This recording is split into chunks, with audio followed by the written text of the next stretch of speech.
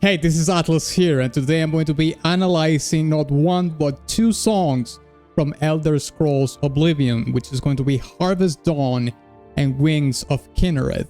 I'm doing this in the spirit of celebrating the release of the remaster of the game, and as a composer I'll try to guess what's the storytelling behind the music as well as what kind of emotions it's trying to evoke in the player. Let's check it out. Let's hear first Harvest Dawn.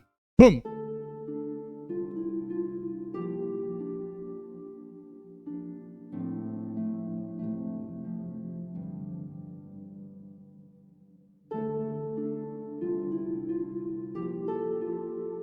Very mellow opening with the harp.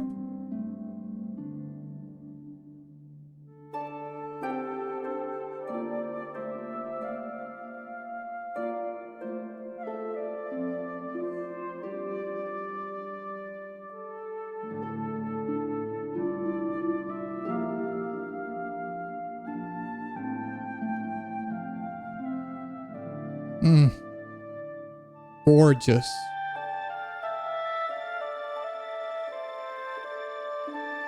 Listen to those high strings, creating a little bit of tension there.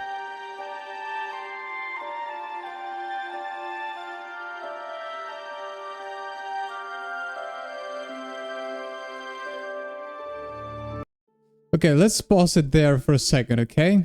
First of all, I like so much these kind of songs that are very stripped down, in which you have like a couple of instruments in which, you know, the performance, whoever you get as a musician to perform those instruments, they have to be at the top of their game, because what's going to communicate the emotional depth and, you know, the storytelling as well in this kind of tracks is the performance. Because I don't know if you have heard this before. I've said it in many, you know, breakdowns and analysis of video game music that I've done over the years, that the phrase less is more. And by that I mean that, you know, when you have a couple of instruments, there's not a lot of that is going to just dissolve or distract you from other things, because it's going to be like a wall of sound, you know, those kind of orchestral compositions that are like a wall of sounds where there's the brass and the string section and the percussion involved, and you know, it's more of the big picture kind of thing. But with this kind of songs, it gets more tricky, because there's not a lot of things that are going to distract you or sometimes even serve as a crutch for something else. It's going to be very intimate, and you're going to be able to just pay intimately attention to those few instruments, and therefore the weight of the performance that those instruments are going to have, it's going to be incredible, because everything is going to be in the minute details of how hard you're going to pluck that string on the harp and why you're doing it. When you have like a whole orchestra on top of you, maybe that's not necessarily something that you have to pay incredible attention, because, you know, all the other sections are going to kind of bury that. So you have a little bit more of lenience in the performance.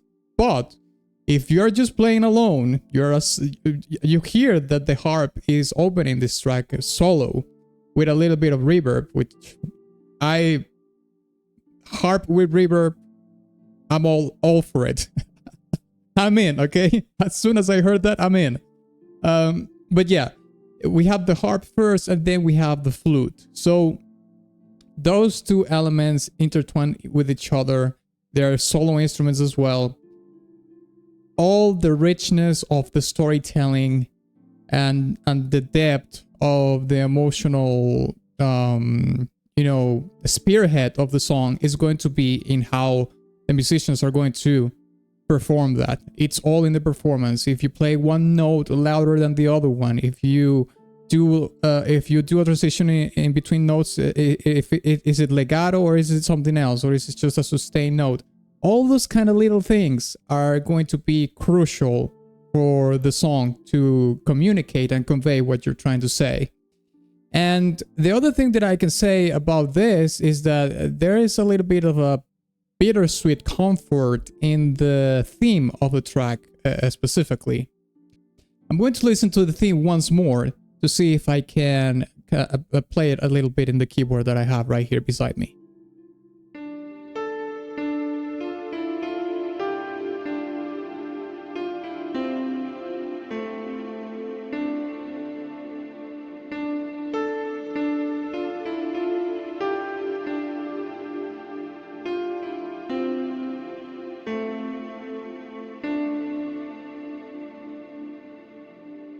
So there you go. The actual theme is in the harp, as far as I can hear. The flute just evolves and starts to elaborate on the storytelling based on that foundation that the harp just gave us. And you know, the very subtle strings that are very high in the register that we hear towards the end of that particular cue that we heard, it starts to create a little bit of tension in it. So it kind of sounds like very comforting music until those high strings come to kind of serve as a little bit of a juxtaposition to the original vibe that we get from the music. And you know, for some reason, the song also reminds me a little bit to the World of Warcraft soundtrack. And I don't know if this might be like on purpose, because as far as I know, Oblivion was released in 2006 or something like that, isn't it? So the original work of World of Warcraft, you know, vanilla World of Warcraft, was released in 2004.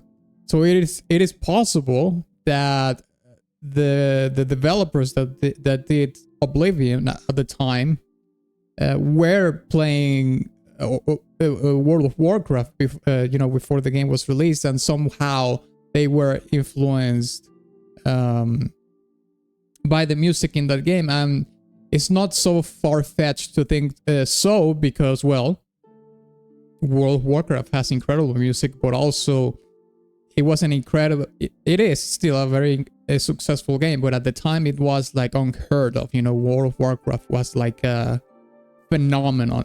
Even though it wasn't the first MMORPG at the time, they did the MMORPG in a way that it was unheard of. So it was like a massive hit. And along with that came the music. So maybe Jeremy was a little bit influenced by that, or even the people that was in charge, the director of the game, said, hey, Jeremy, let's do a little bit of the World of Warcraft thing here. Because, well, it's just like an instant influence, you know, while you're developing the game. So, let's keep listening.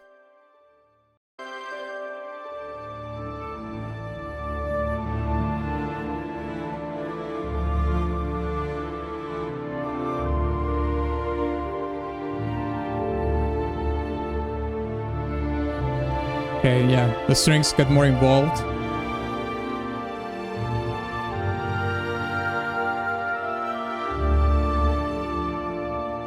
It's a little bit of counterpoint here, I think.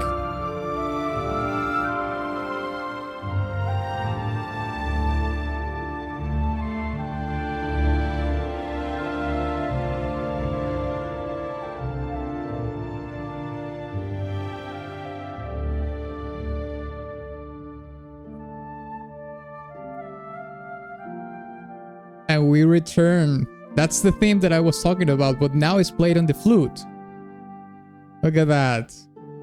That's incredible.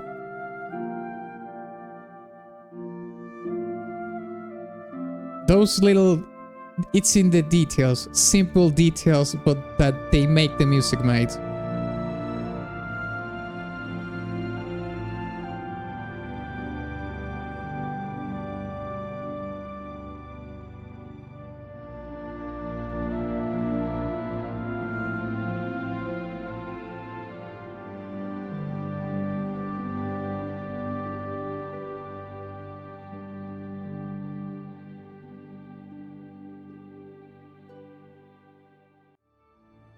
Whoa. Okay.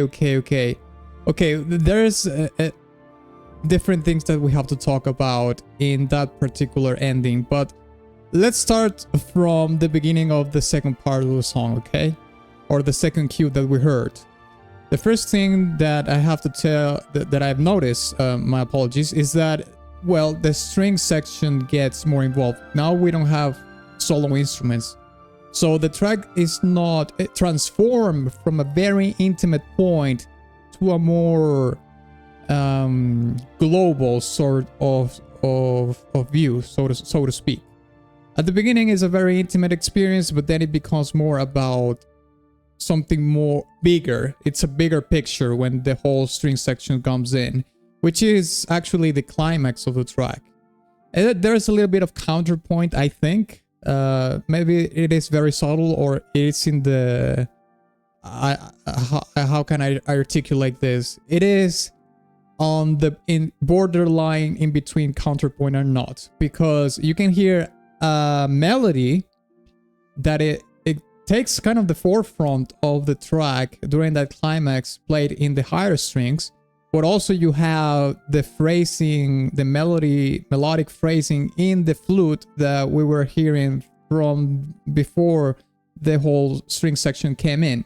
So it's a play on play in between these two melodies, effectively making it a little bit of a counterpoint there. But there's also a little bit of the comfort of the flute that comes built in by the nature of the sounding of the instrument, by the timbre, and the strings are more subtly into a sag kind of tone. So they complement each other like a yin yang kind of thing, but not think of it as in a very subtle way. It's not like polar opposites, okay? It's just that they are intertwine each other, in between each other, doing this beautiful dance in between the comfort of the flute and a little bit of more melancholic tone that the strings are bringing into the music. Also, it delivers a sense of wonder and discovery as well, because, like I said, the whole string section comes in, it makes it less intimate and more about a global thing. So I'm kind of envisioning or viewing this myself as you getting to experience the world, not in an intimate way anymore, but more in a global way, just seeing the scenery, the nature, the towns, the people, and everything, you know? Because at the end of the day, maybe, you know, this world is kind of uncharted territory for you, that is both exciting and beautiful, but unknown. So the unknown can create some sort of hesitation, you know, precaution, and or even fear, even though it is not explicitly delivered in the music. It can lead towards those kind of feelings. But then at the end, we return home, and it's when we hear that theme again.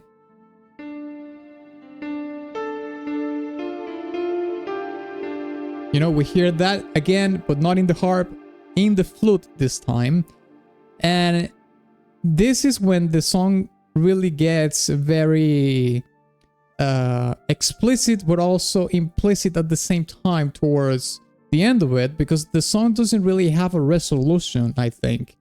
That last very, very subtle, very tenuous harp note leaves the storytelling inconclusive. Even though the chord that ends the song intends to resolve it in a positive note, which I think it does, but still that harp note at the end is not resolving it. Like it's like juxtaposition as well. There's more to be told about this, and perhaps I can connect this with the title of the track. You know, it's called Harvest Dawn. The dawn of the day is the start of the day, when the light first comes in during a day, you know? The sun comes in, this is the first light, so to speak. So, harvest, you can, maybe it's a metaphorical way of saying, well, we have a brand new day for you to do your thing, you know? obviously harvest is a thing the farmers do, but if we take it as an analogy or a metaphor, maybe we can take it as this is a brand new day in Oblivion. You go out and you do your thing. You do your quest, your MSQ is sort of a carpe diem sort of thing. Seize the day. Okay, now let's listen to Wings of Kinereth. Boom.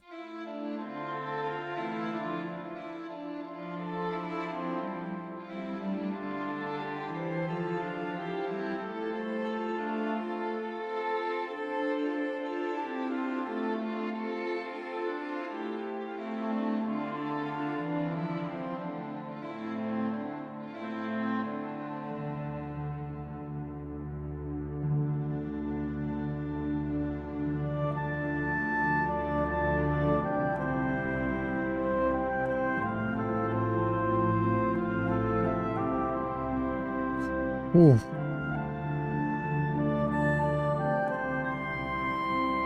Oh, God.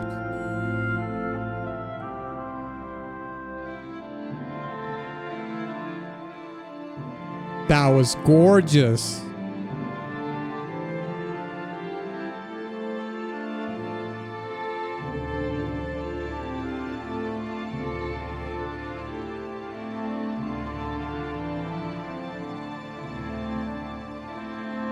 Have those strings swelling a little bit, very subtly.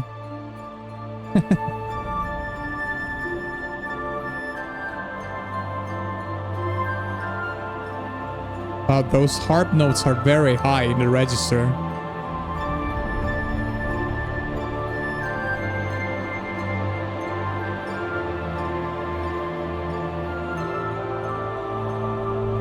Okay, let's pause it there, okay?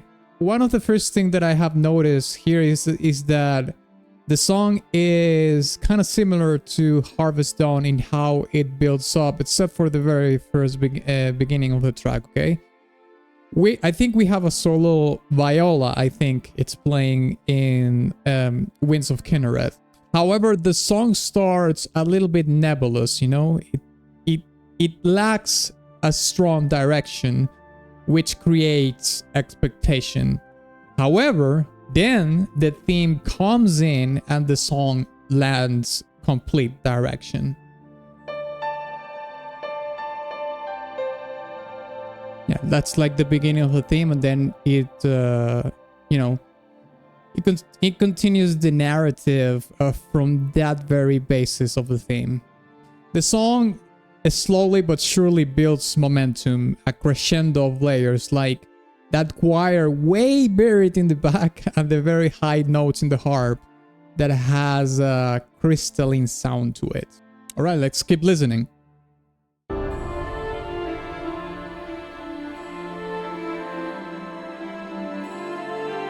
Okay, we come back to that little bit of nebulousness, uncertainty kind of thing.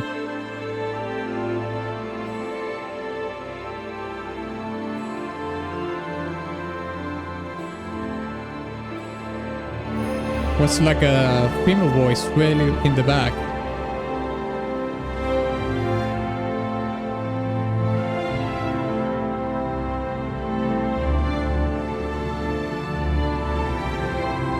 Now the whole string section is doing the theme.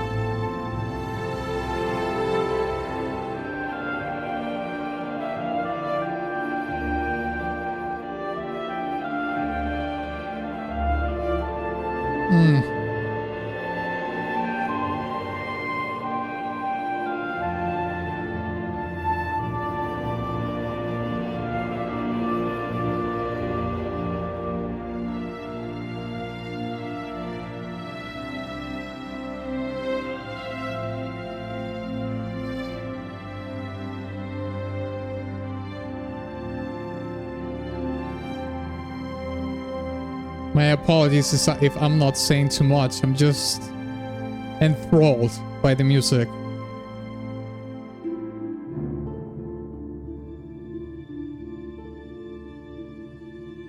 And now we hear the harp, but in the lowered register as opposed to how we heard it before. That was gorgeous. So, you know, that crescendo that we heard first was a fake build-up, I think. Kind of have like a soft reset when we start, from which we started to build again. However, in the second half of the song, we do have the real climax of the track, where we hear the whole string section playing the theme of the track. And, you know, here's the thing. Both tracks, Harvest Dawn and Winds of Kynareth, have like a town theme quality to them, you know? Obviously, I don't think these are like boss battle themes at all. I mean, they don't have the urgency, the conflict, the chaos, or anything like that often those kind of tracks convey. But here's the thing. I think Harvest Dawn has more of that quality, while Winds of Kinerith seems to be a character theme for a couple of reasons. Maybe the most obvious one is that the subtitle of the track, right? It's called Wings of Kinerith, so it's talking about a character in the mythos of the Elder Scrolls. So that's kind of the low-hanging fruit. There was an extremely subtle solo female voice in a part of the track that leads me to believe that it's even maybe that character this song is talking about manifesting itself in the music. Because as I was saying before, there's a choir in the back that adds that human element, and it permeates the track with sort of a subtle sacred vibe to it. But it's very distant, so it's almost like it's not from this world. It sounds kind of spectral, or, you know, ghostly even. So it's not necessarily from this world, and that connects me to the sacred thing again. So I'm thinking of something that like almost worship level, you know, there has some divinity to it or something like that. How distant it is, you can hear it in the music. It's very telling on how the storytelling, how that particular characteristic of the music transforms the storytelling from being something, you know, like more human, because, well, there's people singing, to something more detached from something earthly, you know, something that you can touch or something, and something more kind of a spectral, ghostly, otherworldly, if you will. So what I'm thinking right now, actually, is that Harvest Dawn might be the track that speaks more about the world of Oblivion and how you experience it in a kinesthetic way, if that's the word. You know, things that you can touch, that you can feel, that feel real to you. You know, you see a bird, or you see a mountain, and you see a temple, or you see a person, is something real that you can touch and you can feel. You know it's there. But Winds of Kynareth might talk more about that, you know, mystical world that is not necessarily self-evident in the world, you know, magic, specters, ghosts, the divine, because I'm pretty sure, you know, there's gods and goddesses in this world. I haven't played Oblivion, but I did play Skyrim, so I know a little bit of the mythos of this world, but I don't know how different it is in between Oblivion and Skyrim. But that's kind of the vibe that I'm getting from these both absolutely gorgeous tracks. Hey, if you enjoyed this video, don't forget to subscribe and check this other Skyrim analysis that I did, alright? I'll see you there.